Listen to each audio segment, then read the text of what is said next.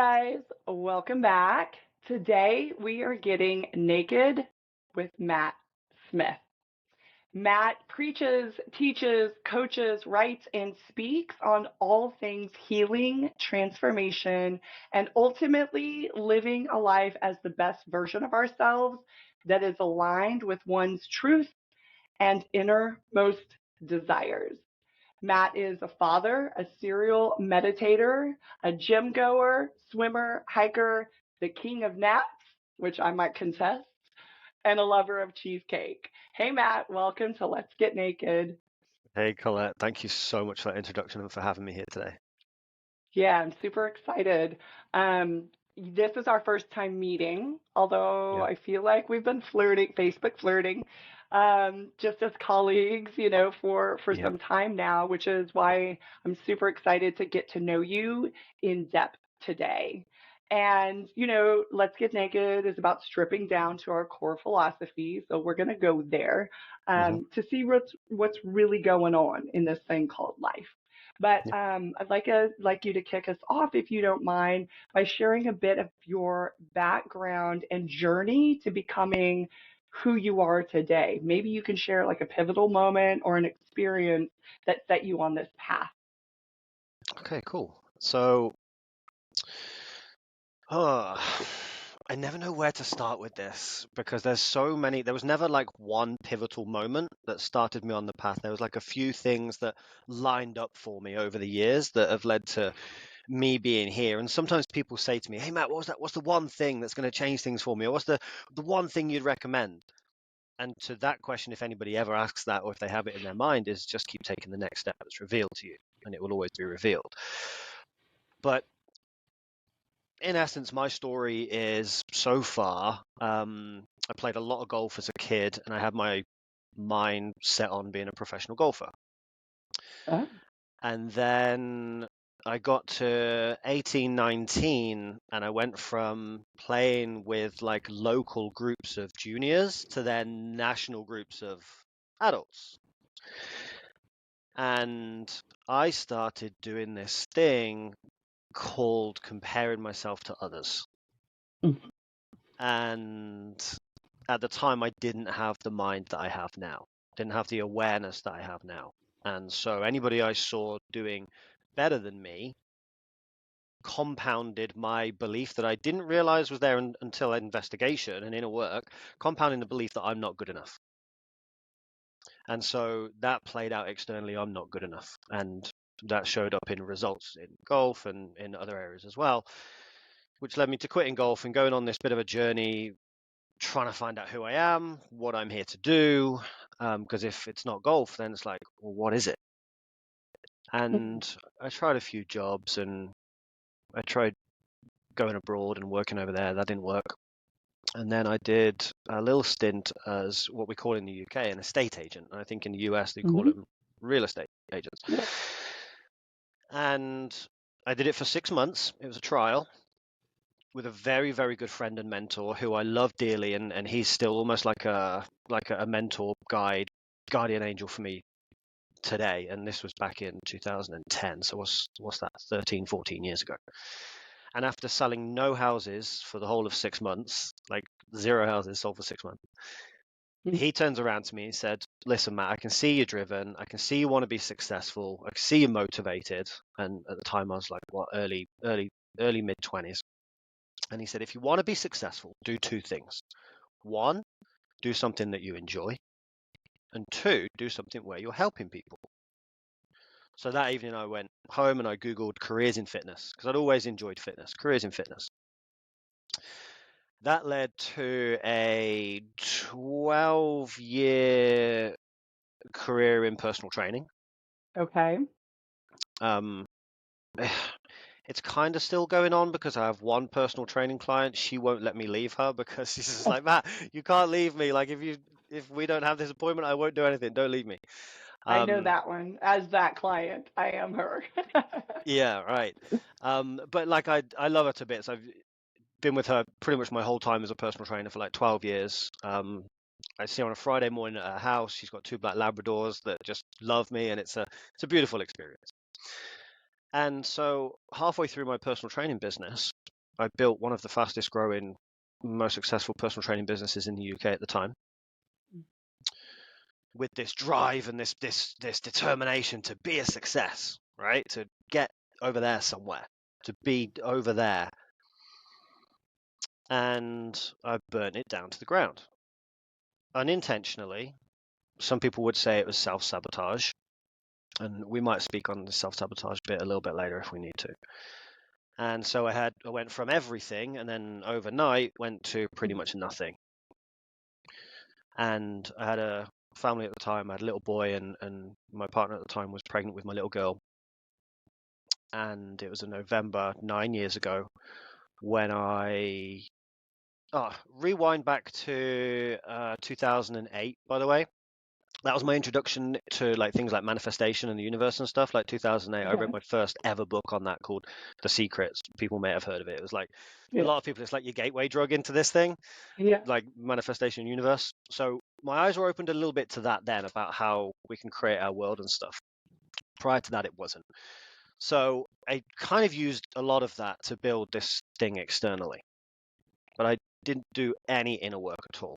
There was Right. no inner, it was all focused on the outer. Yeah. And then I burnt this thing down to the ground, and because I felt like such a liability to everybody, my family, Mm. my clients, this underlying story of not good enough really came up to the surface, and it Mm-hmm. started growing branches from this root of not good enough. People are better off without you, especially Mm. your family. Mm-hmm. And so I had this story, this really powerful beast of a story that people are better off without you. Mm. I'm like, oh, okay, people are better off without me, and inside I know I'm a good person, and people are better off without me. 2 + 2 = 4. I'm a good person. People are better off without me. I'll get rid of myself. Mm. So I went off to commit suicide 9 years ago, Mm. and I finished a personal training session. So I still had a couple of loyal personal training clients left. I finished a personal training session at about 9 o'clock at night on a Thursday night. I think it was a Thursday night in November. And I messaged my partner at the time 3 things. I'm not coming home. You guys are better off without me. Tell Jude I love him.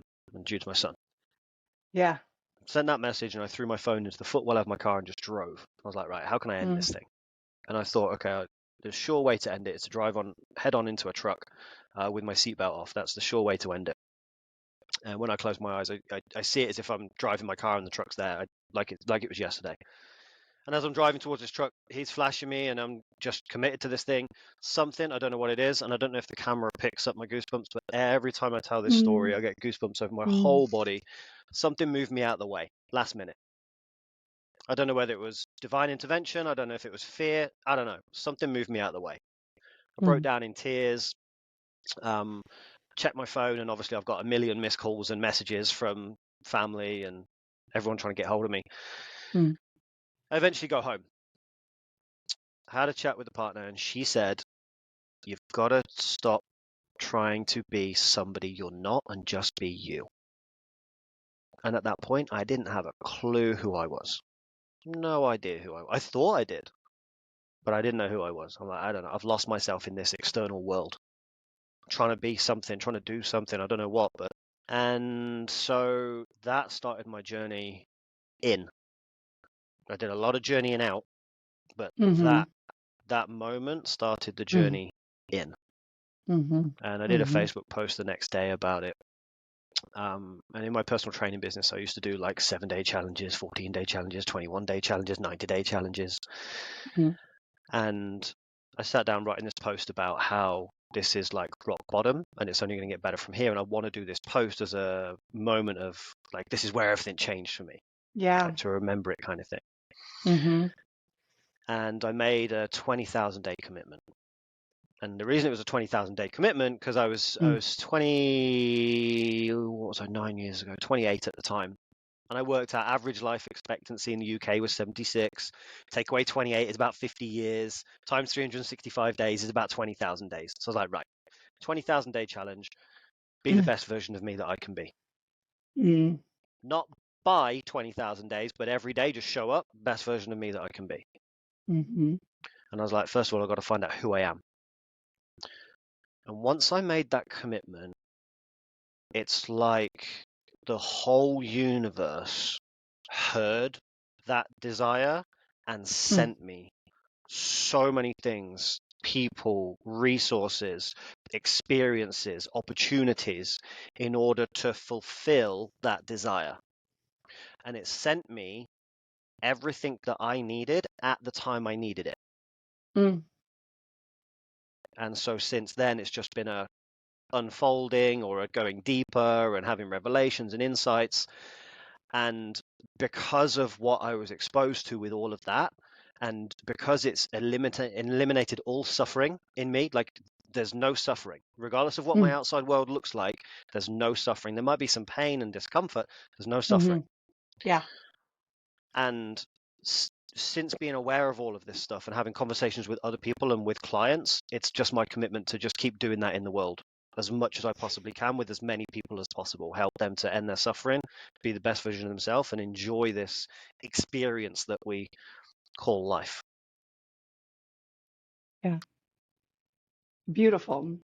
Um, I find it interesting that we humans, maybe the ego aspect of our humanity, can be quite stubborn and fucking ignorant. Hmm. And it's all part of the setup. It's Hmm. all on purpose for the remembering, the becoming, the return home, or however we want to language that, right? It Yeah.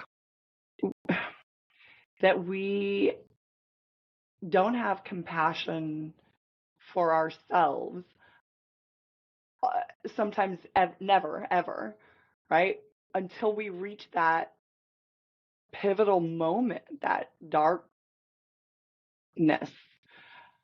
And the light is always there, right? We just don't see it. I'm speaking generally. Typically, we don't see the significant, unending, ever present light of the universe, of God, of love, of Mm. I am, until we're like about to crash the goddamn car Yeah. into oncoming traffic. Or, there's all kinds of versions of that. Why do you think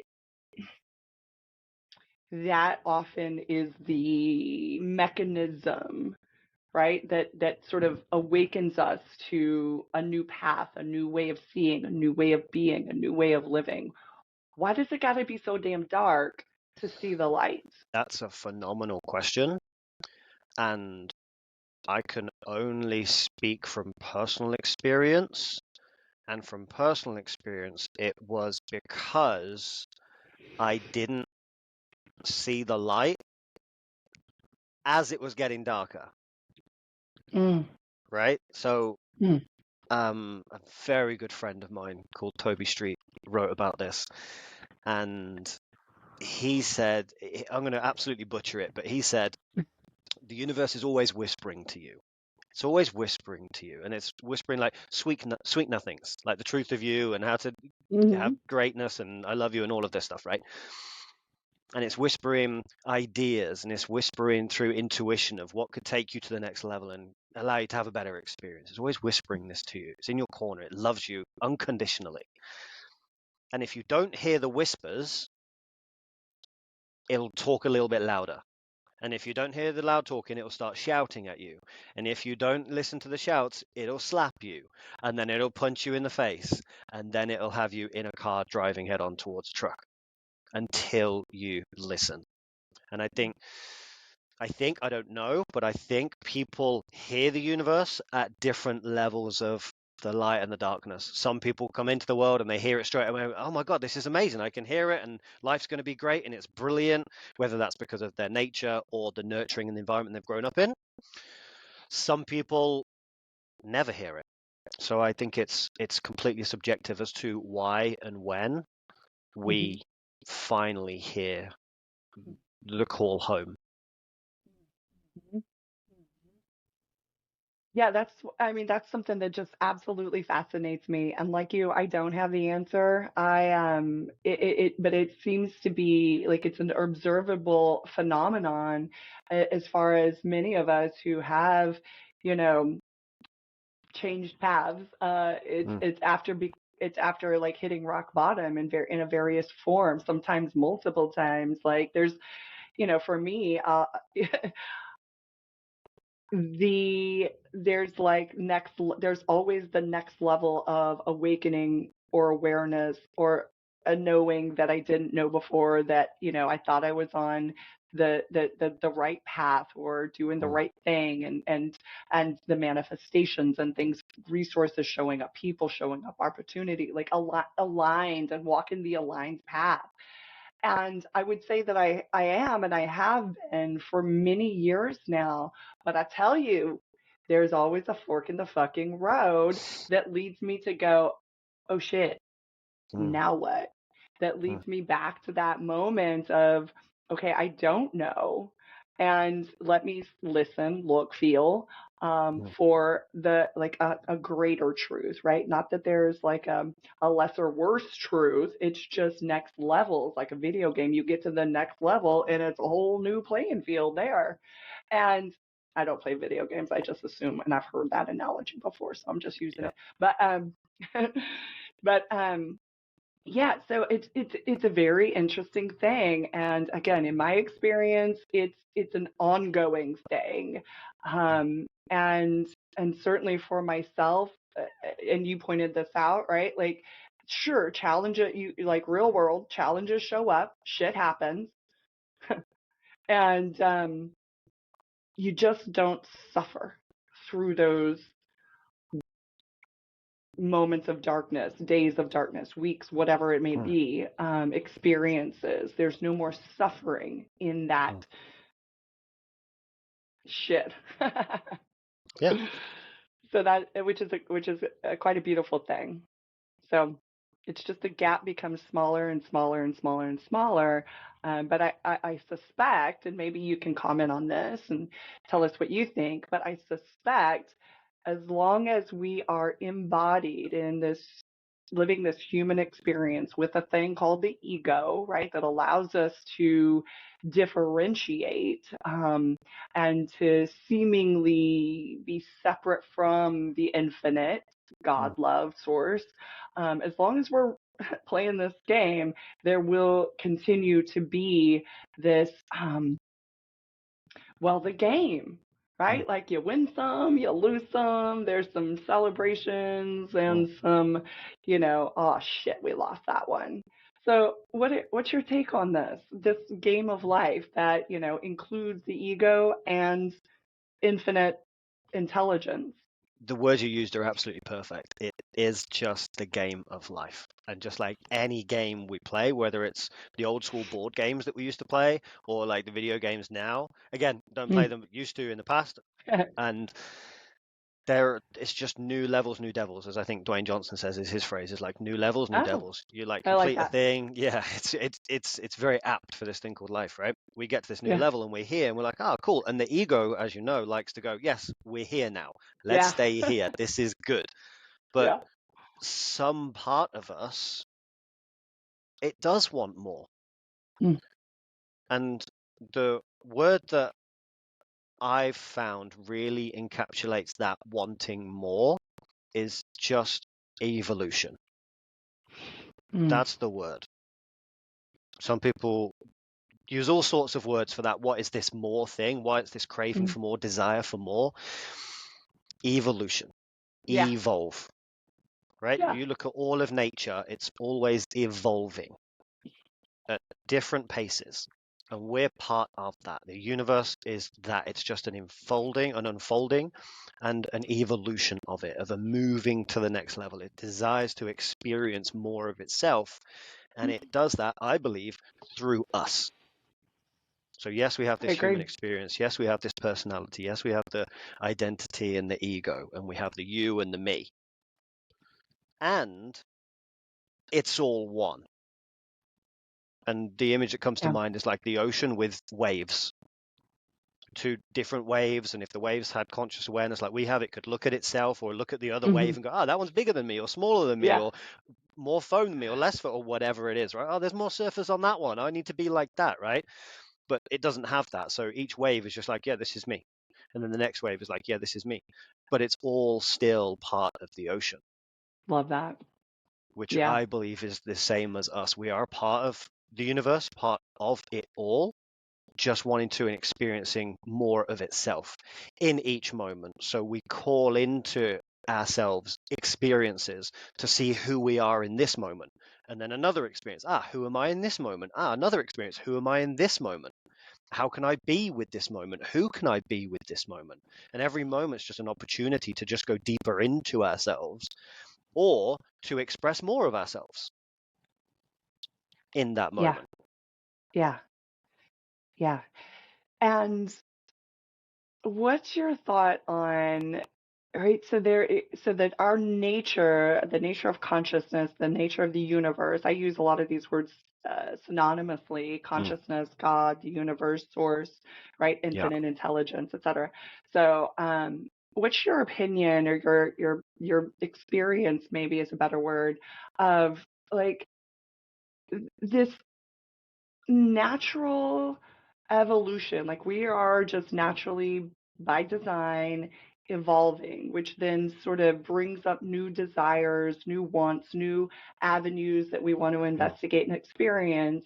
And this ego's interpretation of never enough. I'm never enough. I never have enough money, love, whatever, right? Like that, those two things appear to be in conflict with one another. So is it about, we get coaching, we are coaches, like we follow guidance, we sit in meditation to reconcile the dualistic, conflicting inner turmoil and out yeah. and how it shows up outwardly, right? Like, but is that a worthy pursuit, or is that just like sit back and watch it all fucking unfold? Like, Mm. again, I don't know the answer to this. I'm just asking what your take on it is. Again, another phenomenal question. And what I found personally, and before I say what I'm going to say, I try my best to not speak in absolute truths, and I do my best to not speak or make judgment calls on what is right or wrong, good or bad. What I've found is part of this human experience that we have is that we get conditioned a certain way. We grow up just these wide-eyed little things, and our internal record player is just on record. It's Mm, not playing too much, it's just on record. So we're listening and we're hearing and we're recording whatever we hear. And for a lot of people, the message they hear and the images they see are words like not enough, or even some people, too much.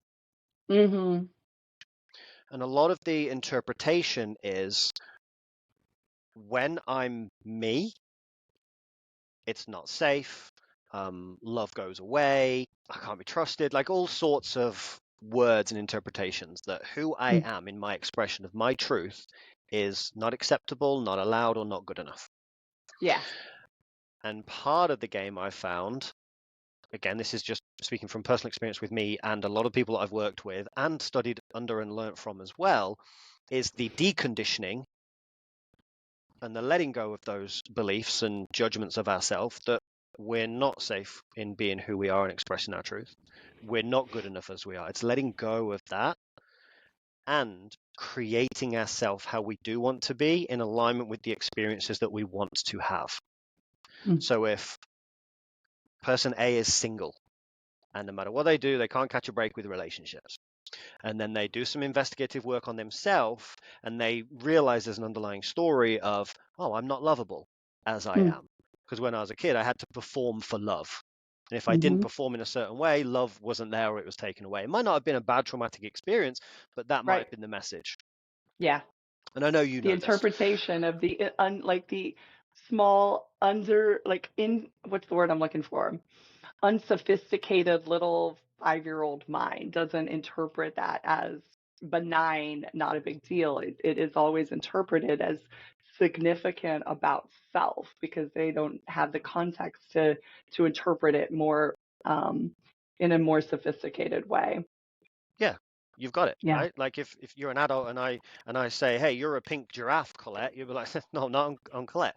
But if you're like a brand new baby and all I did was tell you, hey, you're a pink giraffe, you might start growing up believing that. yeah, And so it's the deconditioning of that, the deconstructing of that, and the creating of ourselves in alignment with who we desire to be and what we desire to experience. We have free will over that, I believe. So going back to person A, can't catch a break with relationships, discovers I'm unlovable is a program and a story, they can let that go because it doesn't align with the experience they desire to have. And they can create the new story, the new identity, the new personality of I am lovable. mm, And then when they create that way of being as I am lovable and as a rock solid foundational belief, then the universe, because the universe is a mirror, it's a reflection of what's really going on inside of all of us. It's just showing us mm, what's going on inside. Whether we choose to mhm, see or accept that is, again, we have free will over that. mm, Then person A can go, oh, I'm lovable. Then things will start to come to that person to match that lovableness of that person. And that's a self creation because it's mm, a self creation in alignment with the desire that they want to experience. And I believe mm, we have absolute free will over creating self so that we can align self with our desires. And then the mm, game is, I can't wait to see how this desire is going to come about. I'm mhm, excited to see what things are going to come to me because I know mhm, this is my truth, this is my mm, identity, this is who I mm. am and who I'm creating myself to be. It's the energy and the frequency and the vibration that I'm putting out into the world. Yeah. And so it's only a matter of time before it happens. It's just like baking a cake. If you put all the ingredients in the bowl, the right ingredients, and you put the oven at the right temperature, it's only a matter of time before your cake's ready. And when you put it in the Mm, oven, you're like, oh, I can't wait to see how it comes out. There's no like, oh, I don't know if the cake's going to bake because when I was 4, mom told me I'm not worthy of whatever. It's like, no, the ingredients are there, the temperature's set. mm, mm, It's only a matter of mhm. time.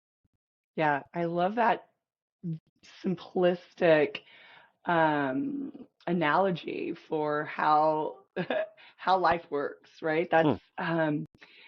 the the challenge that I find with that, and certainly one that I have played with many years ago, but I'm not perfect, right?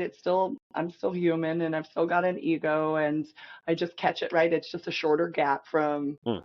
forgetting to remembering. But the thing that certainly plagued me many years ago was the belief that this world, let's use the relationship for an example, that the problem, the reason I was so frustrated or so disappointed, that was a pattern of mine, is disappointed in what I've come to understand as men as you know as a whole, but certainly Yeah. in the context of the of early relationship, like my partner was constantly disappointing me. That's what Hmm. I thought.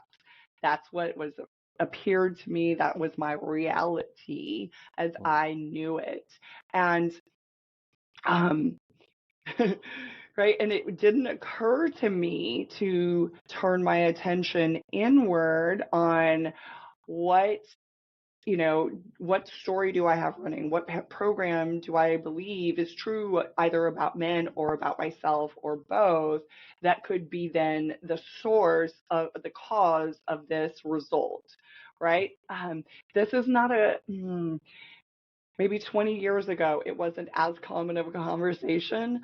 But the Yeah. simple fact that you and I are having it now, I always say I'm the evidence that this world is waking up because Yeah. 20 fucking years ago, I was like, when's happy hour and tell me about Hmm. the shoes that you're wearing so I can go buy myself a new pair of shoes like those because I want those shoes. You know what I Yeah. mean? Like my my attention, what was of interest to me was very superficial. And I don't use that Hmm. word in a derogatory sense. It just was superficial, you know? Yeah.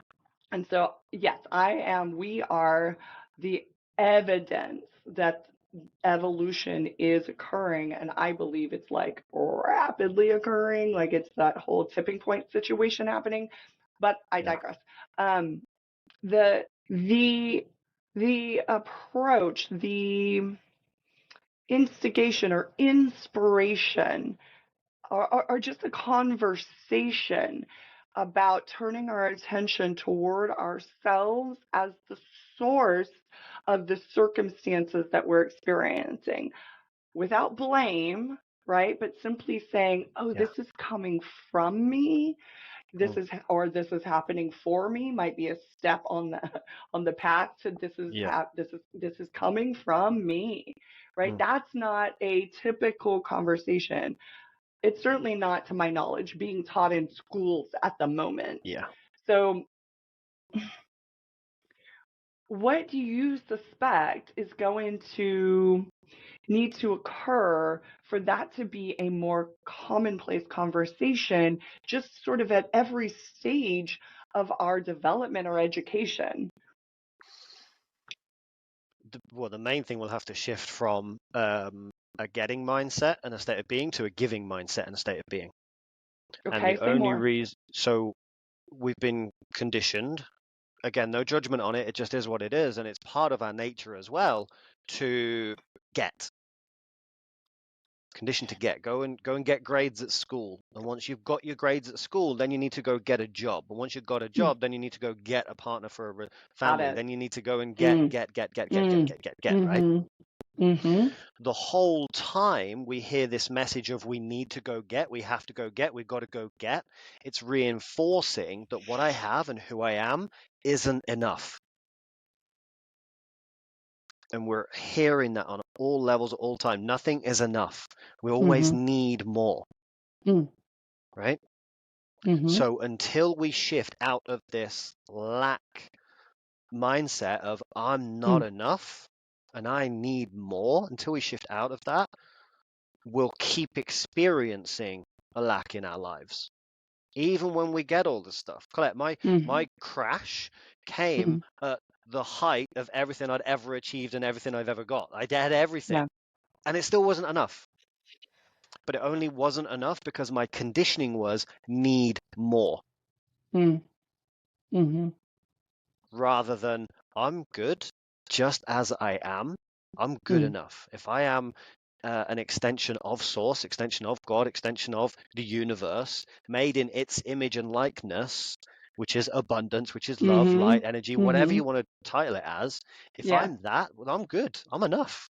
yeah. Now, if I'm enough and I'm constantly plugged into Source, now what wants to come through me? This offer or this opportunity or this experience, or go here and have this conversation like we're having here. It's what Mm-hmm, wants to come next, what wants to unfold out of me.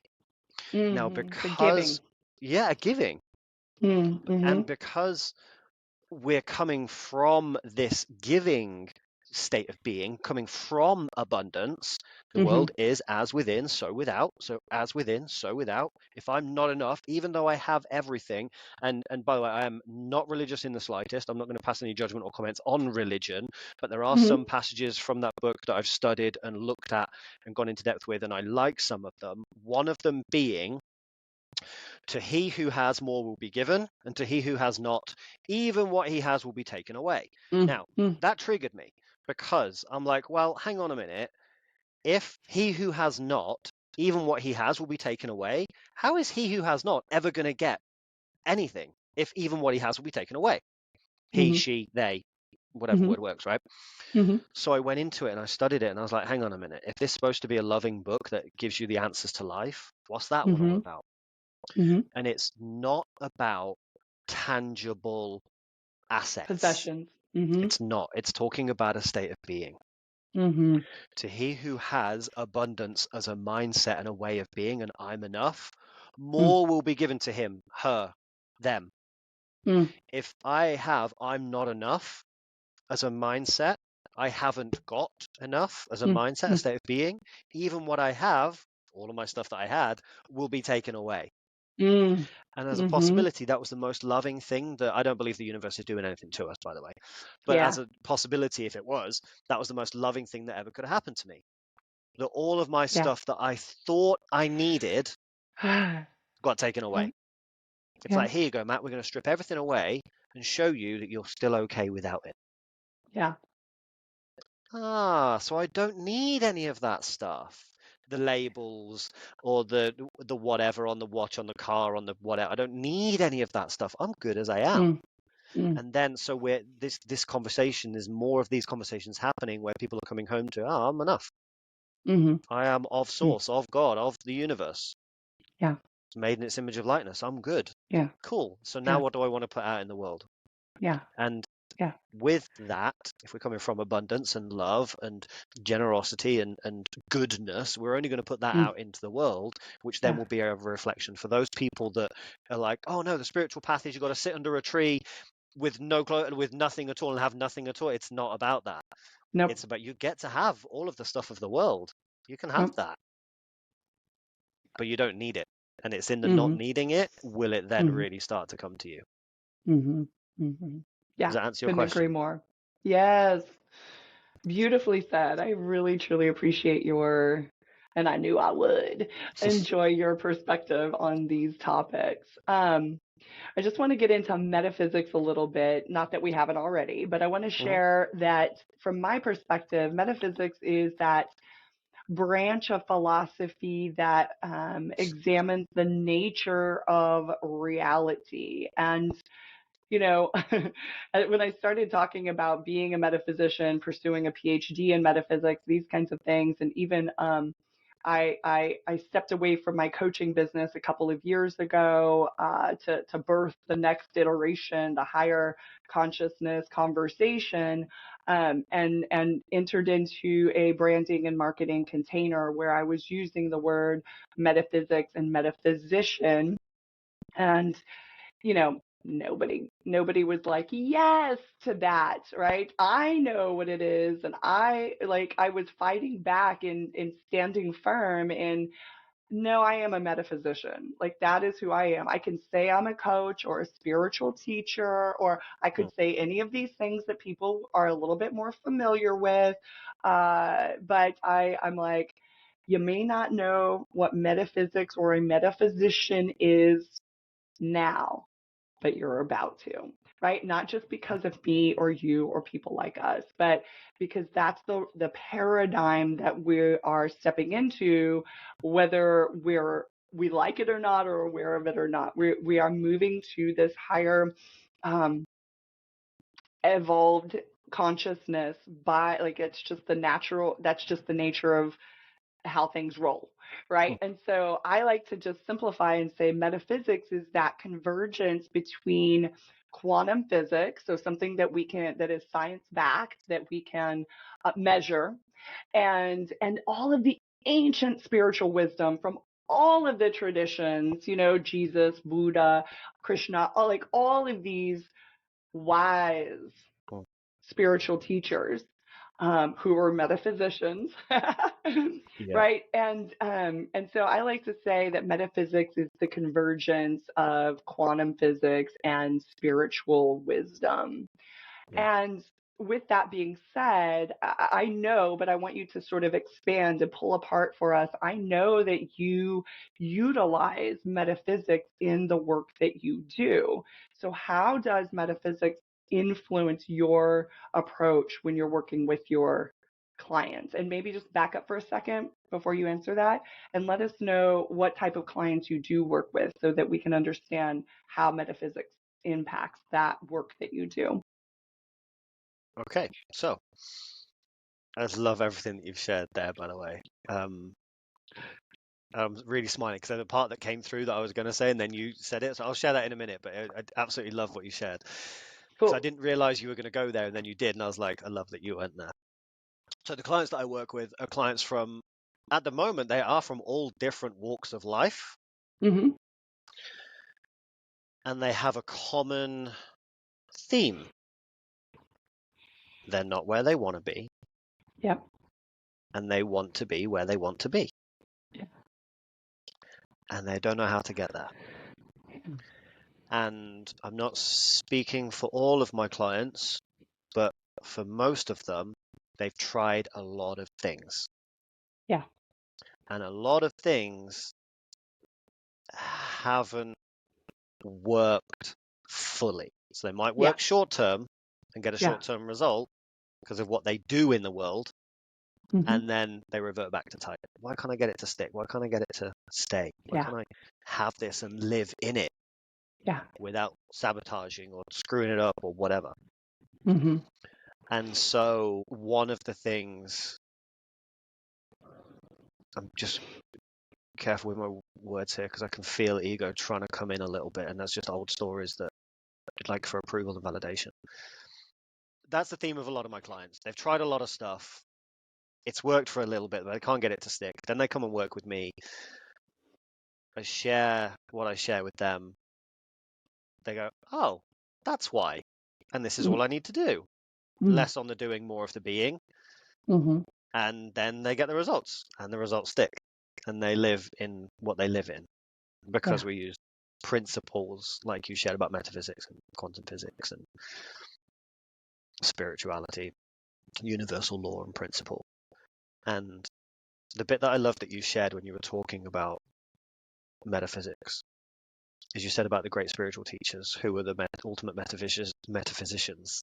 Because as you were just before you said, I was like, Jesus was the ultimate metaphysician, but I don't know if we can go there on this. I don't know what the word Jesus is like for you or the people that might be listening. And so you're like, yeah, there it is. All good. It's all good. Yeah. And so, by the way, like, I'll jump in there and say that alone is an example of essentially how metaphysics work. So I was in this state of, Jesus was the ultimate metaphysician. It would be cool if that was present in this conversation right now, and then you said it, and here it was, like in like that, right, real time. Yeah. Yeah. And he or it, if it was a state of being, a state of consciousness, rather than Mm-hmm. a human, because I know some people speak on that as well. Yep. Again, I wasn't there, I don't know, Yeah. but he was the ultimate metaphysician. And it doesn't even matter. Like, that's not the point, right? That's the message, and what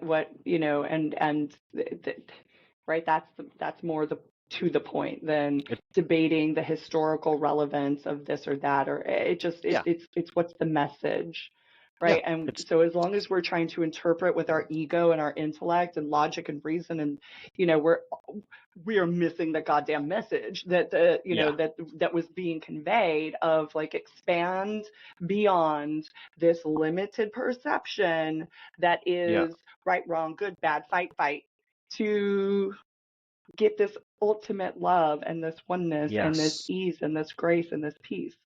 So yeah, yeah, I mean, there's so many, I'm sorry I interrupted you, it's but there okay. are so many battles being fought in the name of, this religion, that religion, the rightness and the wrongness of the interpretations of the words that the man spoke or didn't, whatever. I'm like, good fucking Lord. Yeah, Y'all are missing it. yeah, And I and love you, right? And it's all of good. And course, you'll arrive. And at some point, it'll be known to you at some mm, point, right? yeah, they'll get it at some point because we all return home anyway. That's And right. that's what, and so I used to be that guy. I used to be the guy that wanted to prove the point, that wanted to be right. Because again, Yeah, it comes me from this, too. I need validation and approval. And if I'm right, Mm, I'm going to get a validation and approval. Just like when I was a little boy mm. at school, if I did right in the tests, I get love and validation and maybe like a cookie or whatever. I do wrong, Yep. I don't get love or approval. So it comes from that place. And I was that guy needing to prove my point and be right and whatever. And then Yeah. I went through a course in miracles. I don't know if you've heard about it or Yep. you've been through Mm-hmm. it, but yeah. Mm-hmm. And one of my favorite bits in there that changed everything for me, not everything, but it was one of the biggest things that changed a lot of things for me, was the phrase or the question, would you rather be right or would you rather be happy? Yeah. I'm like, oh, I'm going to play with that one for a bit because my ego didn't like no, I want to You be know? right. Like it fought that. I want to be right. Right's good. Right equals love. And I was like, Yeah. no, if I could just be happy, then I'm good. So Mm-hmm. then when I found like the teachings of Jesus and metaphysics and everything, I had a problem with the word God because of stuff growing So up. did God is so did vengeful I. and he'll punish you and you've got to be a Mm-hmm. certain way or he'll take his love from you, which, as we know, is utter BS, possibly. I don't like speaking absolute truths. It's BS for me. It's not my truth. Yeah, My it truth does. is Well, God it is. doesn't. It's like we can feel the truth, whether our intellect agrees or doesn't, or likes it or doesn't. You know, the truth is a felt knowingness Mm, that cannot be refuted. And I know you don't like to speak in absolute truths, but you do every day when you say, I am. I am is an absolute truth that we all can state. Everything after that is mm, interpretation, right? So, and if I'm not mistaken, that was again the primary message intended to be conveyed with that whole book. Like, all you need to know, I am, yeah. right? So that's the only thing to go investigating. And I am asserting this is an absolute truth. And I am willing to be fucking wrong, right? But that's the Yeah. foundation of what um so for me to participate in this game of life actively, I need a foundation of understanding from which to engage, to interact, to create to experience the game called life. And so for me, that's the foundation. I am is absolute. It's the only truth. Every one of us speak it and have the ability to speak it. Everything after that, I am this or I am that, is the interpretation, and it's intentional interpretation of the infinite, right? Because the infinite has all the things and all the people and all the Yeah. experiences, all the stuff, but that infinite isness is I am in our language, right? That's how we Yes. express and describe the infinite, God, Mm. source, the universe is I am. And so from that, now let's play the fucking game kind of thing. And so anyway, I'm just tossing the ball at you. Like, I challenge your absolute not speaking your absolute truth. Yes, you do. I Thank you for the challenge. I receive it. I love the challenge. And yeah, that is, as you said, you are. Then it's what are we putting after that? It's what are you putting after that? Because whatever you put Yeah. after that with consistency, with Yeah. emotion, will become your reality, whether you like it or not. If you're trying to get rich and your I am is I'm poor and I'm broke and I'm broke and I'm rich and I'm trying to get poor, even if you win the lottery, because you conditioned yourself and you're being so much and your frequency so much to I am poor, you'll end Yeah. up like 80% of the lottery winners, you'll go broke again. That's Yeah. the only reason they go broke after winning the big numbers that they wanted to win for so long. As within, so without. Mm. Same as people that go on diets. The numbers are exactly the same. 80% of people that go on diets end up back to the weight that they were before they dieted. And what's crazy, Colette, is 50% of those 80% end up even Okay. heavier because now they've got the Yeah. shame on top of it because Yeah. they did lose the weight and then they put it all back on and now they feel even worse. So the shame is there, the Yeah. guilt is there, as you know, the destructive energies, Mm. there's destructive vibrations and frequencies that aren't our Mm. truth. Mm-hmm. And then, so if there's any message that I could share with anybody ever, it was always be careful with what you put after the I am, Yeah. especially if you're using emphasis on it, and Yes. especially if you're doing something like that first thing in the morning or last Mm. thing at night, because that's when Yeah. that subconscious can be programmed. And if the first thing you say when you wake up is, oh, I'm tired, or I'm fed up, or I'm annoyed, I'm pissed off, or whatever you say when you wake up, Mm. there's going to be your Mm. reality. And if Mm. you're watching the news before bed and you see Mm. destruction and death and violence and all of the thing, and I'm tired, and that's what's going into your mind before bed, that's how you're going to wake up. And so that's Yeah. what I do like a lot with clients is like, hey, Okay. let's be mindful and aware of how you're creating yourself and how you're programming yourself, this human Apparatus. like apparatus, whatever you want to call it, right? This meat suit, it can be Yeah. programmed, and it can be Yeah. programmed in alignment with your dreams and desires. Yeah. And just like a parent that takes their kid to the park, the parent doesn't want to take the kid to the park and go, right, now you're going to have a load of lessons at the park that you're going to have to learn before you can enjoy the park. The parent goes, go enjoy the park. There's Mm. nothing more you need to do or be, just go play. Mm. And as a possibility, the great I am has had us or given birth to us and gone, go play. Mm-hmm. And because unfortunately we've heard all these messages from if you look at the park's analogy, the bullies that say, oh no, you've got to jump through this hoop and you've got to do that before you're allowed on the slide or the swing. So little Mm, Timmy in the park goes, oh, I need to go and do this, that, and the other before I'm allowed to go on the swing. mm, Same analogy for us through life. It's, oh, my parents said I've got to do this, that, or the other before I can be happy. Or I can only be happy at the weekends after I've worked hard all week. And then, yeah, happy hours go. Now I can celebrate. mm. And I used to be Yeah, that guy too. yeah, Now I wake yeah. up in celebration and I don't need the weekend to celebrate.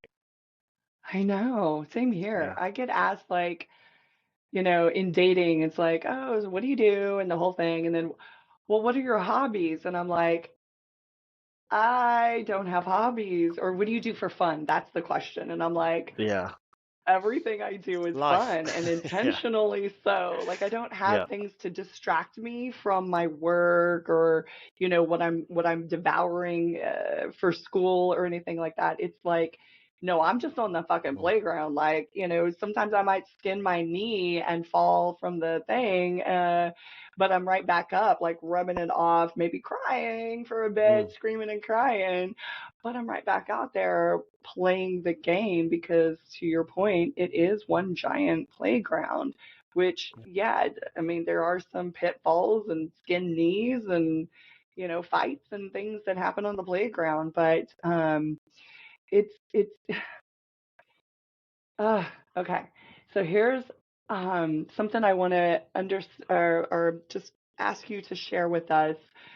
What sort of, or are you seeing any sort of consistent outcomes or things of that nature, patterns maybe that you can recognize in the people that you work with when you bring them into this conversation? Um, what kind of outcomes do you see for them in a little bit more specific cases, if you have some that you can share, um, that you're seeing is significant and sort of pattern, like, oh, okay, this is happening, like this is actually happening for people that are applying this information that are coming into this conversation. Okay. So the first word that really comes up is grief. And that's almost true for every Oh, single one interesting. of my clients Yeah, is grief. And the grief is the grieving of the story and the way of being that they've lived up until this point. yeah, They're grieving these ideas, these stories, these thoughts of this is who I am and this is who I got to be in the world, and I'm not good enough and I'm not lovable and I'm not safe, etc., etc.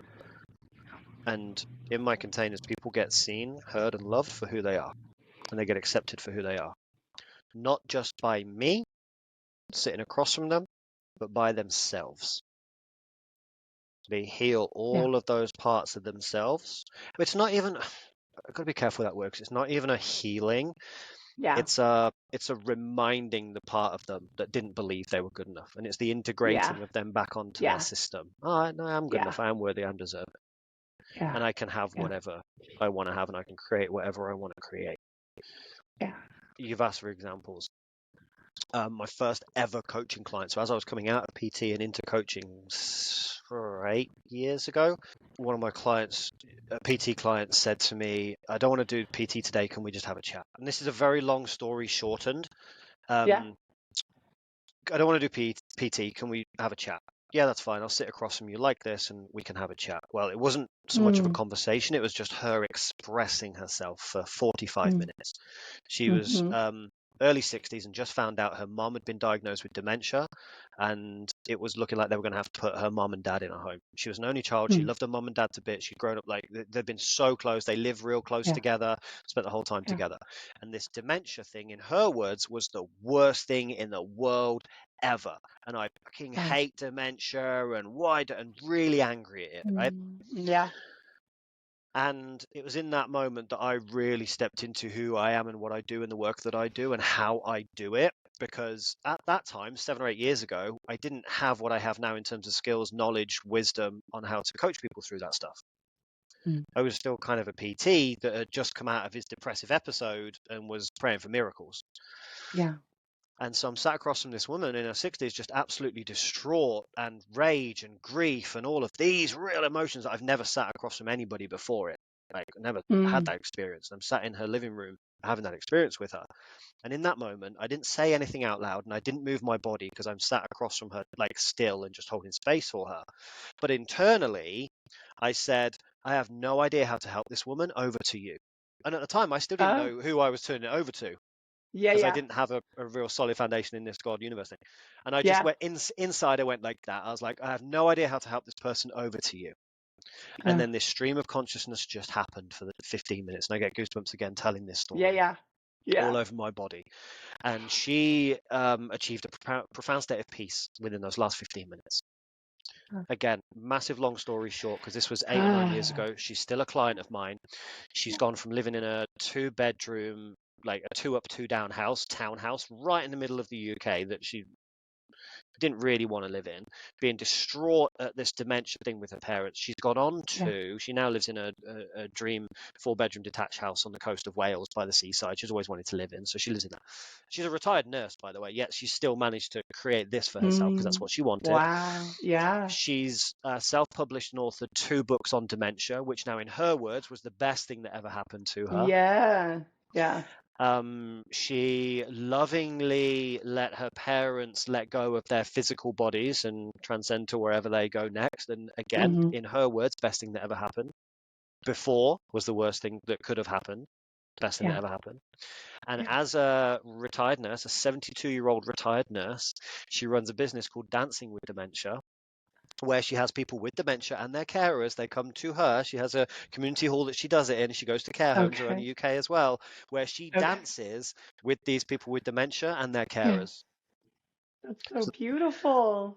so that's, it's one of the best Yeah. stories that I have. Like, there's so many different forms of that story with the Of people that course. I work with and the work that they do. But I share that one because there's so many factors there for people that their excuses would say, oh, I can't do that because I'm too this. I can't do that because I'm too that. Well, Yeah. my client Pauline is probably all of those excuses. Again, she's a retired nurse, so she's conditioned to be in just science. None of this Hmm. woo-woo spiritual stuff, none of this God Hmm. stuff or any of this universe stuff, right? Yeah.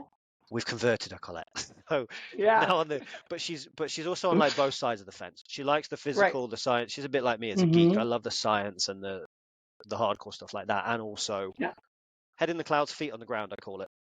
Oh, I love that. Yeah. Yeah. Yeah. and Yeah. and that came about because of shifting perspective, coming home to the truth, realizing we are all one. It is just a game, Mm. and you can create whatever you want to create as long Mm. as you focus on it, feel how it would feel ahead of time if you were doing it. So I Hmm. literally posted the other day, I don't know if you saw it, the video of me dancing in her living room with her. There's a video of me and her Okay. dancing in her living room. It's Okay. maybe last week I did it, Okay. where I share actually her story.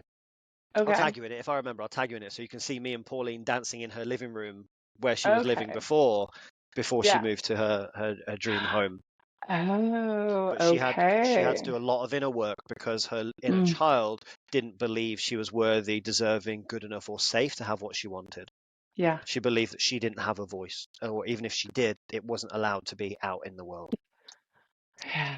Ooh, Mm, what a wonderful gift that, the all-knowing infinite intelligence placed in her world of, through her parents mm, and their, what can appear as the worst possible thing. And that's not to diminish the impact of dementia and the pain and difficulty. My mom is actually going through that, so I get it. mm, Um, that it causes, but also to demonstrate and illustrate the power of perception and the ability that we have to shift our view of a situation and then not that we all have to turn it into something purposeful that helps others, mm, et cetera, right? But it could just be for one's own inner peace, right? To shift the perspective of something that appears to be the absolute worst and to find that um, stillness and to shift and turn it into something of purpose and meaning and, impact for others. And I just want to acknowledge you, Matt, for having the wisdom, even where you were at that point in your life, to have the ability to internally throw your hands up and say, take this, right? Like, I don't know what to Yeah. do here. So I want to acknowledge you for that, because as you were saying that, my inner wisdom was like, pinpoint, like Mm, drop a pin, because that was the significant moment in mm, her life, in your life, and all of the lives that have been impacted from that pinpoint drop moment forward. oh, So yeah. isn't that cool? Yeah. Thank you Just so for cool. sharing that. Thank you. But it was that, like, the ripples Yeah. that have gone out from that, like the miracles in my Mm. life, and the people that have come into my world, whether it's a client or a friend or anybody that's come in, and I've just gone within and gone, okay, hey, what's here for this person? What's here for that person? And turned Yeah. it over to, I used to say something else or someone else, Yeah. but it's Yeah. still us. Yeah. It's still us. Yeah. It's all one. Yeah. Um, Yeah. and yeah, it again, coming from someone who used to be all ego and everything is separation and it's me against Mm. everything and I'm me and you're and it's all separate and F Yeah. you, God, or all of this stuff, to go Yeah. completely the other way to we're all one, and God, universe, source, whatever it is the best thing ever, and it's unconditional love. Like, I can shift like that. And again, like you said, let me be a demonstration of what's possible. When you just explore that, would you rather be right? Would you rather be happy? Mm-hmm. Mm-hmm. Yeah. Rightness, being right, is the desire, drive, the need of the ego, Mm, and happiness is the absence of need that exists at that level of consciousness that is all already, right? There is no need in mm, consciousness. And, one of my favorite teachers, I haven't actually worked with him in person, but I'll tune into his YouTubes from time to time. Rupert Spira is an extraordinary teacher of non-duality, and I believe his teacher Ramana Maharshi talks about that consciousness as happiness. And formerly, now I'm on board for that description, if you will. Formerly, I used to perceive happiness as ephemeral, something that comes and goes, right? Something that we can yeah. attain and experience briefly, but it's not consistent, and Mm, it's the thing that we're like seeking to experience more of, even though it's ephemeral and that we can't actually mm, ever have this like um steady happiness. But the way that they describe, especially Rupert, I don't, the Ramana Maharshi, like I have one of his books and I'll probably be investigating it for the PhD work, right, for the research. mm, But um, but so happy consciousness is happiness, or our, the background in quotes state of being that we all are. So we are happiness being expressed in all the multitude of ways that we express. Um, and the definition why I've come around to like accepting the word, happiness as a word for describing consciousness. This thing is driving me nuts. Um, it's agreeing it's with you with the it's happiness fine. quote. I It's know, like, right? yes, Like, it's so happiness. funny. Every time it comes up, I'm like, okay. When I watch the video back, I'm like, oh yeah, I did drop that wisdom poem right there. Yeah. But anyway, is the happiness. If we think about what happiness is in this context, it's the absence of lack or suffering or longing. But just to put it simply, it's the absence of lack, Mm, right? It's what we are all seeking on some level through our actions, achievements, right? Fulfilling of our goals and our desires is to experience happiness. But if we already are that, then again, coming back to we'll play this game, but we see it as a game, and there's a quality that I have, can't get away from called my ego, the interpreter, right? That's how I like to describe it, the interpreter. Um, and but I already am happy. So this brings us back to there happy or enough. I am enough. I have enough, no matter what I actually possess financially or things or even in my body, whether or not my body is one way or another. I can experience that happiness that I am, because that happiness is the absence of lack. And what a wonderful message. But I want to check in with you, because I know that there's a lot of people that are like, when I say happiness, right? Like love, peace, and happiness, I still see that a lot of people are like, happiness, you just want to be happy. You know what I mean? Like they kind of like are confronted and fight back and see that as some superficial situation, is what I'm saying. What are your thoughts? And yes, I would agree with those people to a point where it's very hard to, when you're not in that state of happiness, it's very hard to believe or accept that that could be the way to be, right? And so the way I look at it is, if we are an extension of the universe, part of the universe, made in the image and likeness of the universe, and again, I haven't done the research myself, so I don't know if it's an absolute truth, but from what I hear is the vibrational frequency of the universe is peace. Like just, some people call it that that resonance of the noise of the universe, apparently, is a state of peace. Everything is peaceful. It's just peace. Even when there's a collapsing in on itself and it does all the whatever it does, it still does it in a state of peace, because it's accepting exactly what it is. It's not making it mean anything. And I don't know if it was, I think it's the Way of Mastery that says all events are neutral. All events are neutral. Every single event is a neutral event. Everything.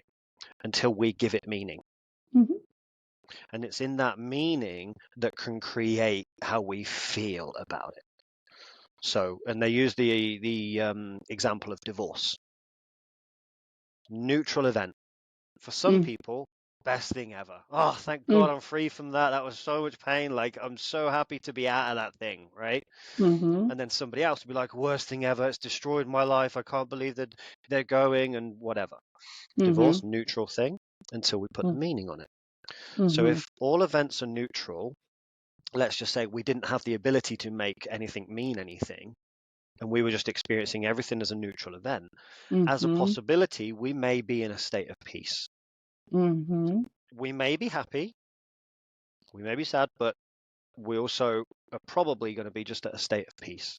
If I go, right, this water bottle is a water bottle, it's neither good or bad, it's just a bottle of water, I'm at peace with it.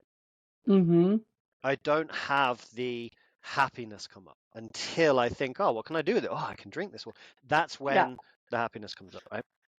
So for me personally, and I'll sit with and I'll meditate on your idea of the happiness thing, because I hadn't heard that before. So I'll happily play with that. There's something there for me, so I'll bit with that. What I've found so far on my journey is the word joy. Yeah, so that's where I was. I was like, oh, no. Happiness is ephemeral, but joy is that expansive state. Yeah, because I can enjoy things, even grief and sadness. So I recently had to have my dog put down or put to sleep, or whatever the right term is. Yeah. He's no longer here. And I felt the grief come up. So I'm like, right, grief is here. I'm going to go full out with this. How can Yeah. I really fully experience this grief rather than, oh, why has he died? This shouldn't be happening. I need to fix it. I need to change it. I didn't fight with what was, like Eckhart Tolle says in The Power of Now. Mm. All Mm. suffering comes from the resistance of what is or the non-acceptance of what is. So I'm like, no, Yeah. it is what it is. Now what's present for me? Ah, grief. Cool. How do I really feel this grief? Right, let's put on Marley and Me. So I put on Marley and Me, and I sat on the couch on the sofa, and I just bawled my eyes out. And I'm like, Mm. cancer's a bitch, fucking hate cancer. I'm never loving anything ever again. And I really let myself have the full experience of it. And because I Mm-hmm. let myself have the full experience of it and give myself full permission to really express everything, and I enjoyed it, even though if somebody was looking in on me, we go, he's having a terrible time right now. I'm Right. enjoying the process of that really gut-wrenchingly painful experience. And Mm-hmm. because I allow it up and out and I enjoy it, it's gone. Mm-hmm. And I didn't do Mm-hmm. it to get it to go, Mm-hmm. because then we're attached to an outcome and the universe isn't about that life. I did it and it went. Mm-hmm. And the form can change with everything, but I bring a state of, right, I'm going to enjoy this.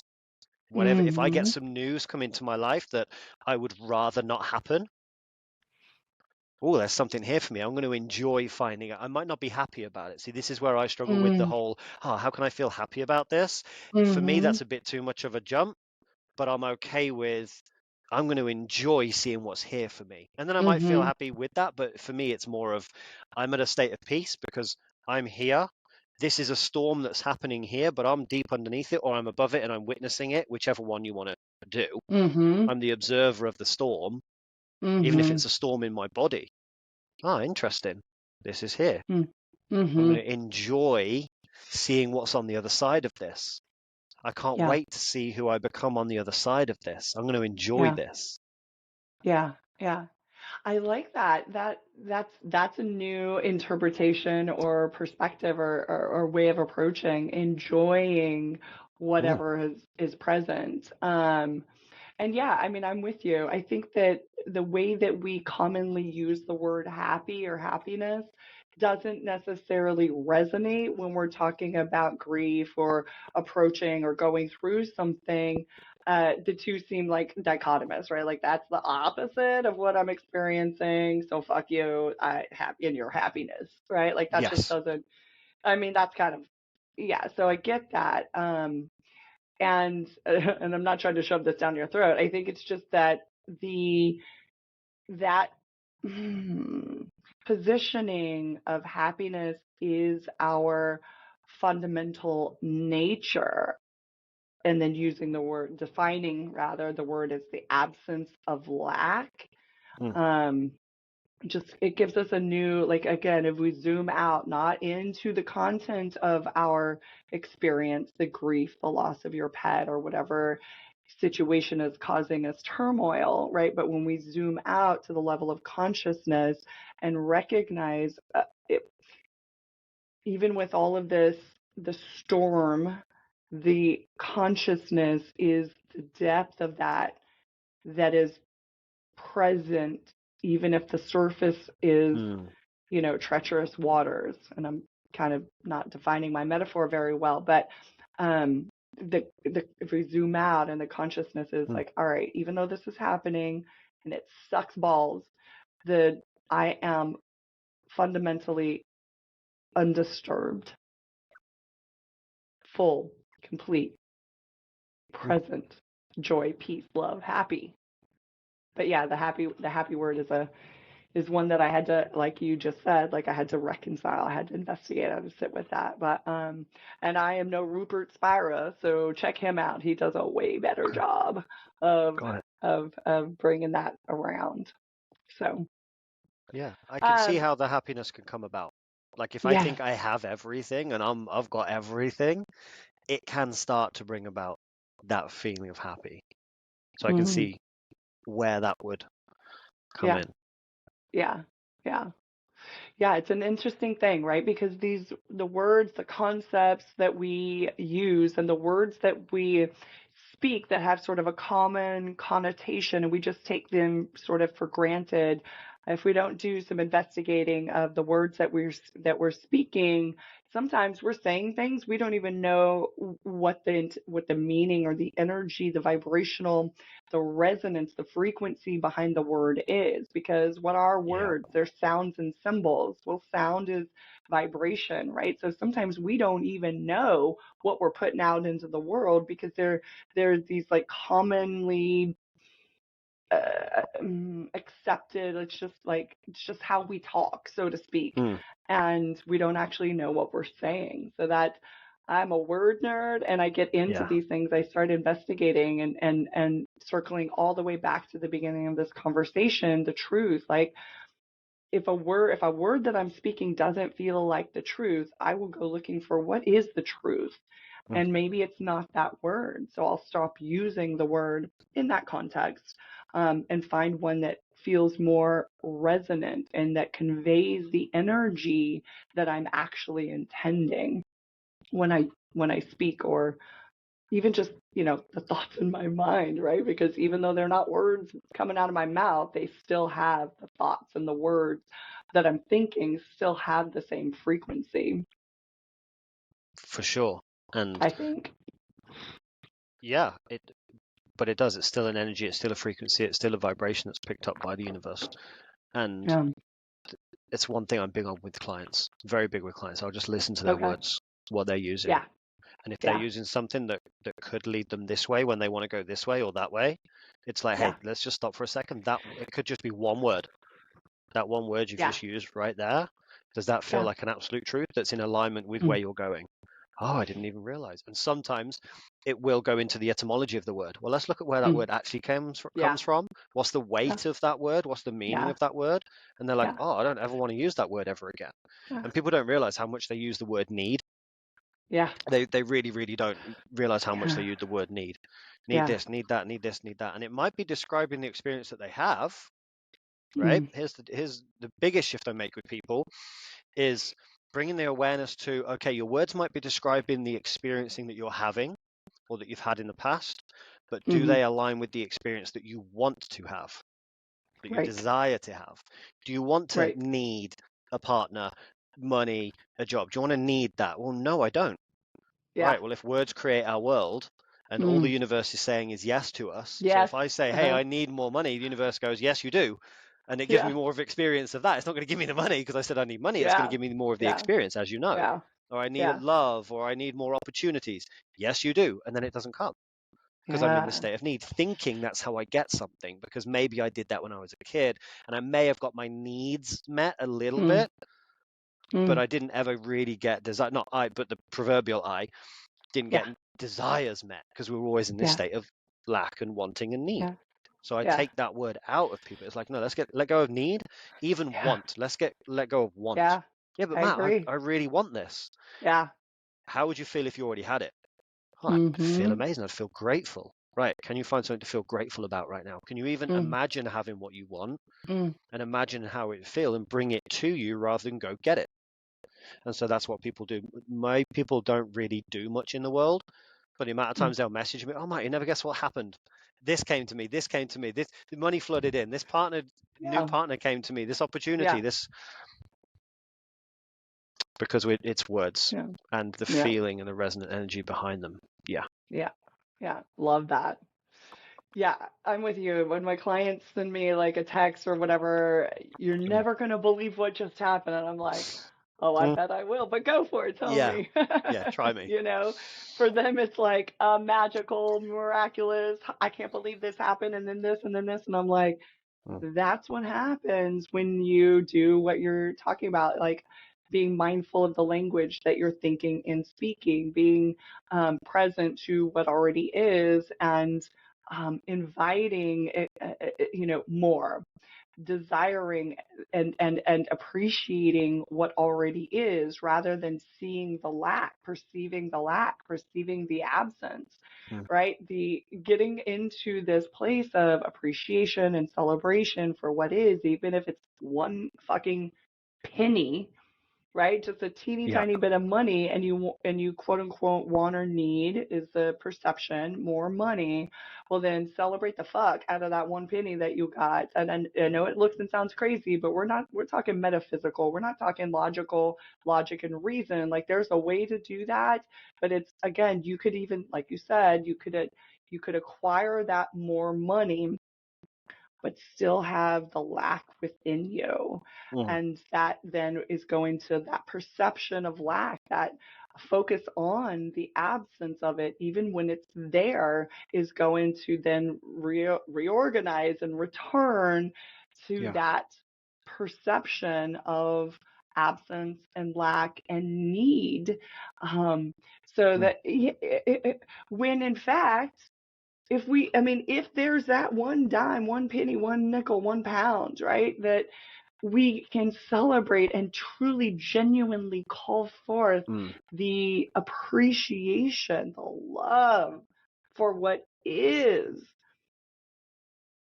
more must come, Mm. more must be.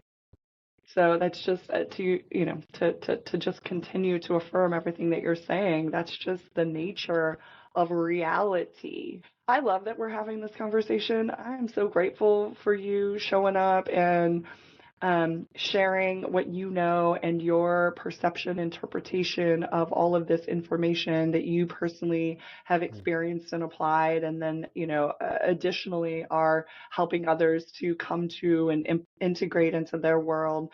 I am, um, I believe that by having these conversations in this format, in any format, quite frankly, is what is going to expand, elevate, instigate the continued evolution, so that this kind of conversation in some format, I'm not going to write the school books, but or the Mm. curriculum, no interest in that.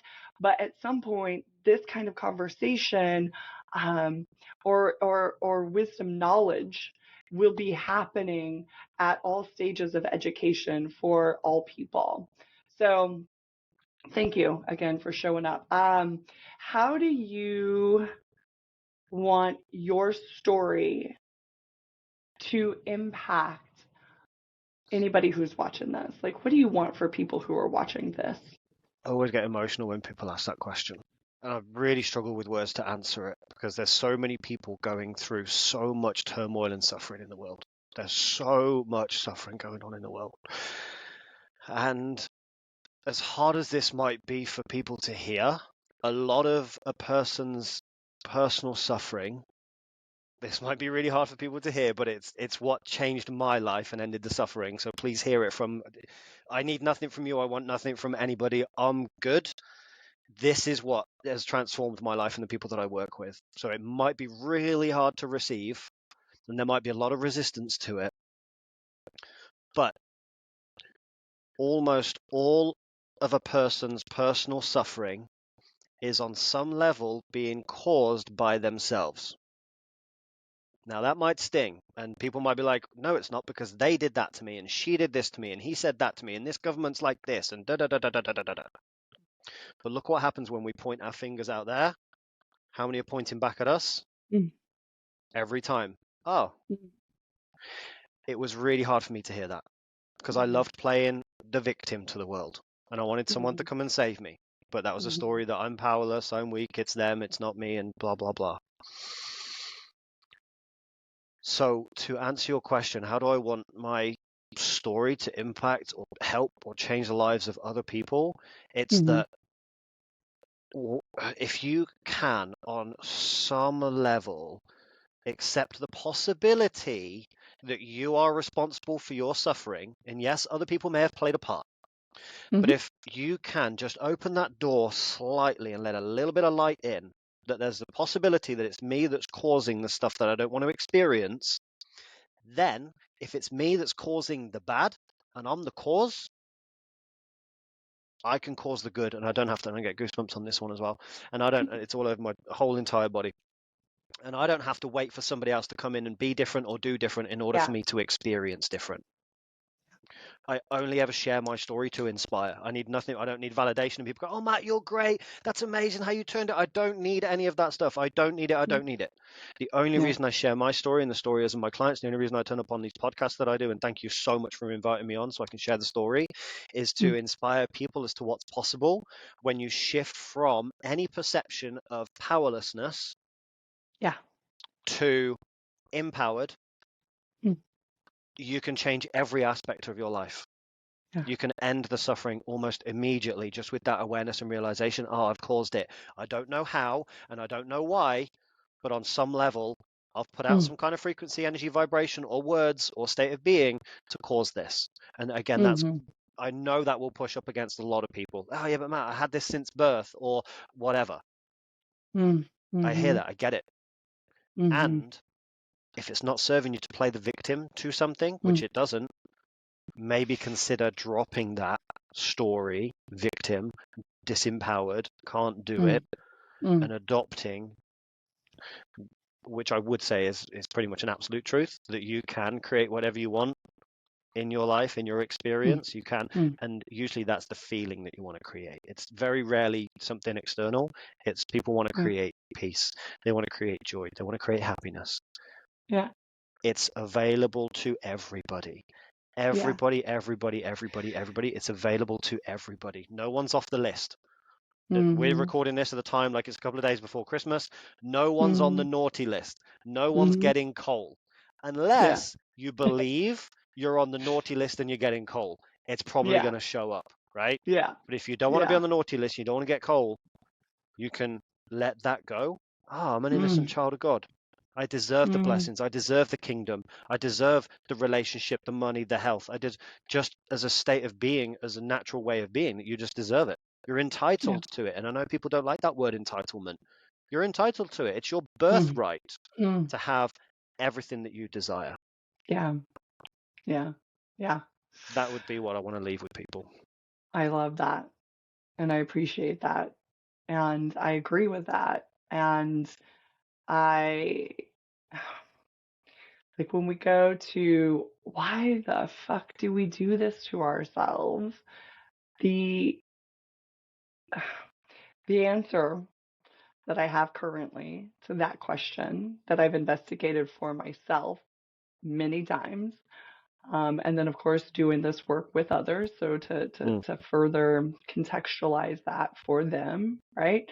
Um, is some it's so sort of again unconsciously ingrained in us. We know not what we do kind of thing, right? But it's been passed on, and so at some collective unconscious level we have bought the misinterpretation of this thing called original sin, mm, and that there it is again. That we, by wrong, undeserving. The only actual sin is the misinterpretation of self as unworthy or bad or undeserving of the ultimate love of God's love, mm, right? And so I just think that that is so deeply embedded in whether we again are know mm, anything about that or not. I think it's so part of the collective unconscious, that mm, interpretation.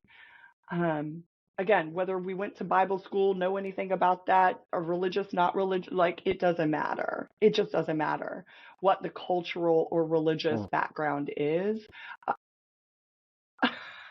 Now we got fireworks. I love that. What? That on some level that's what we fundamentally believe. Mm, And again, not like, oh well, poor me for believing that all this year, poor us as a human race for believing this about ourselves. How do we fix it?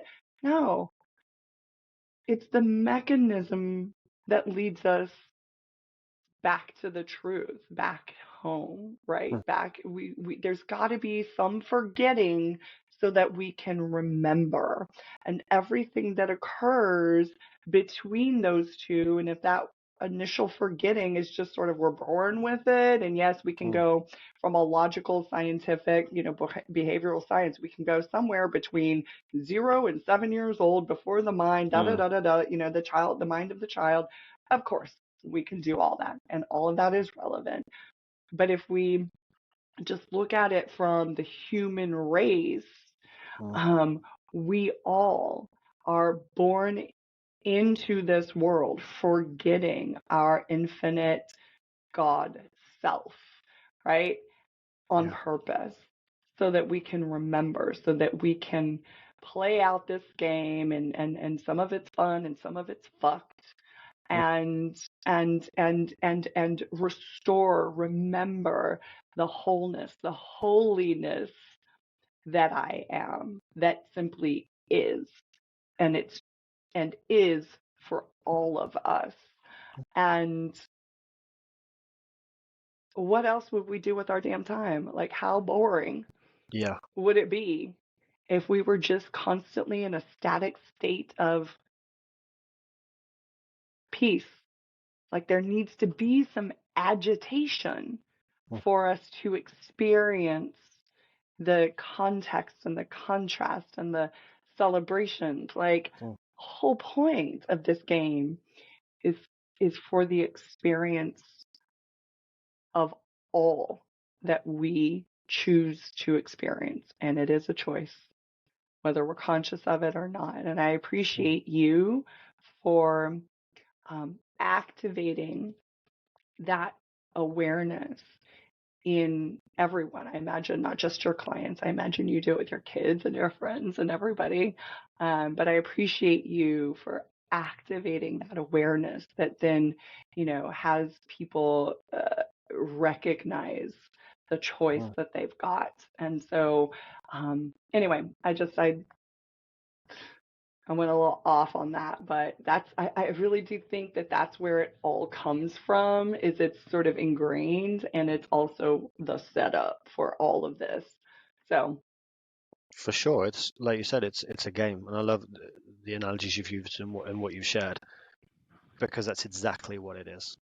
mm, Light can't know itself unless it has a contrast. mm-hmm, And as a possibility, we were light, spirit, source, God, whatever you want to call it, the infinite, everything, all ways at once, but we didn't know it. yeah, We were it, but we didn't know it because didn't have an opposite. We can't know up unless we have down. We can't know a tall person until we know a short person. We can't know black without white, in without out, right? So we mm-hmm, can't know that we are God, the universe, the all, everything, until we make ourselves not that.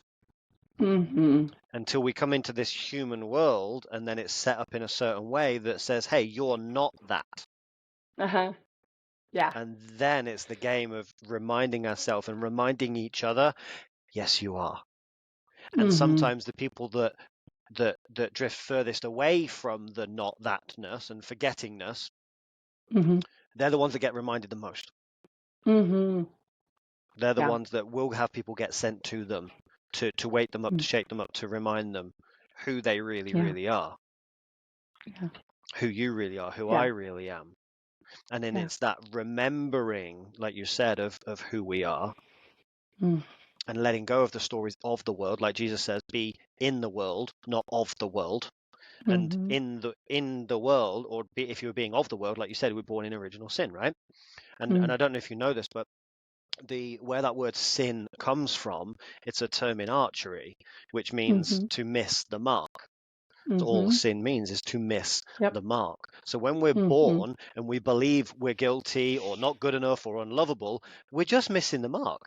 mm-hmm, And the mark is that we are innocent, we are lovable, we are God, the universe, we are it all, mm, the I am, the isness, we mm, are that. And mm, that's hitting the mark. And we know that because it mm. feels right. That's right. And that's Yeah, the clue. If I say to you, yeah, you're God, and you sit with that long enough, you'll get the feeling of truth hit you, like you shared before. It just feels the mm-hmm, truth. If I say you're mm-hmm, no good, On some level, it might feel, yeah, I'm no good because I've got this evidence in the world. But if you sit with that not good enoughness, Yeah. you'll realize that you are the one that can sit with the not good enoughness. So it means that you're not the not good enoughness. If you can sit with it, well, who's the one sitting with it? The enoughness can sit with the not good enough. And that's the remembering of who we are. And thank you, by the way, for acknowledging me for the work that I'm doing and the message that I'm sharing with people. I can't not. After having so much pain and suffering in my life and then getting to peace, regardless of what's going on, I want everybody to have this. And I need nothing for it. I'm fortunate the world is set up in a way that we can be paid for the work that we do in this endeavor. And there are people that want to pay and exchange the money and the value. And yeah, I'm here for it and we can have that, right? But there's also people that I had a conversation with a guy in the gym about something. I saw some things click in him. I've charged clients £5,000 for the stuff that I was helping him in the gym with nothing for. Yeah. So it's not about that. It's just I need this message to people. If I see you suffering, I've got something for that. Yeah. I get that. Because you don't have to. Yeah. And it can be fun. Yeah. And you can be happy. Yeah. Well, this has been mind-blowing, as you promised it would. There we go. And I love, I absolutely love this. And we could continue on. Maybe we'll do a round 2 at some point. But let's wrap this one up. Any final thoughts or parting words or anything that you just want to leave the audience with at this point? Everything they have that they think they need is already within them. Everything that they have, want, need, desire, whatever, it's already within them. It's already within them. It's already within them. And if they sit with that long enough and be with that long enough, whether it's by themselves or they bring a guide in to help them do that work, to peel back the layers, to come back to their truth, there is only goodness underneath the surface. There's only goodness there. A lot of people don't want to go into the dark and into the shadows because they believe it's dark and it's horrible and it's not nice in there. Like, not gonna like what I find. Not gonna like what I find, right? And you might not when as you're going down the ladder, but at the bottom is the pot of gold, end of the rainbow, right? And like Carl Jung said, the cave you fear to enter holds the treasure you seek, right? And this is why it's called a treasure chest, because when you go into your chest, into your heart, there's treasure in there. Yeah. And was it in The Alchemist as well, where he says, where your heart is, there your treasure will be also. And like there's so many other teachings and words and phrases that we could just quote forever and a day, right? From all the great teachers that have passed down these messages. Yeah. And they're passing down the messages and they want you to hear the message because it's the truth of who you are. Yeah. Let go of anybody that's telling you you're not enough. No, don't let go of it, but like let go of that belief. Even if it's you that's telling you you're not enough. Yeah. Go in, spend long enough with yourself to go in to realize you are good enough. You can create that as possible and you can live that life and it can be fun and it can be easy. And there's so much support out there. There's so much support, paid and unpaid. Like there's so much support everywhere. Yeah. And that's God's way of saying, I'm going to give you everything you possibly need to have the revelation, insight, breakthrough, release, healing, so that you can have a good experience while you're here. And it doesn't have to be a whole life journey before you eventually rest in peace at the end. You get to have it now. You get to have it now. You get to have it now. And it might not feel like it. Just remembering my story when I heard these words from someone, when I was looking for the answer all those years ago, when I was in the pain, and I heard people like me talking about this stuff. And I was like, it's all right for you. You're not going through what I'm going through. I've been there to the depths of hell, suicide, homelessness, near bankruptcy, hating myself, lonely, just the depths and the darkness and the horrible and the pain and the suffering, the loneliness. I've been there. The way out is in. Yeah. And there's so much support out there for you. There's so much support. So if you're really struggling, just reach out to anybody, someone that feels like an inspired reaching out. Follow that, trust that. They're there for you. Yeah. On that note, where can people find you? Mostly I'm on Facebook, facebook.com/Matt Smith 2310. I am on Instagram, Coach Matt Smith. I post a bit on there. Although my commitment is show up even more online places like Instagram and possibly TikTok in the new year as well. So maybe that, but Okay. at the moment it's Facebook at the moment. Okay. Cool. Thank you again. This has been just an absolute delight, and I look forward to continuing this conversation at a future date. Thank you so much. I've really enjoyed that. Thank you. Thank you.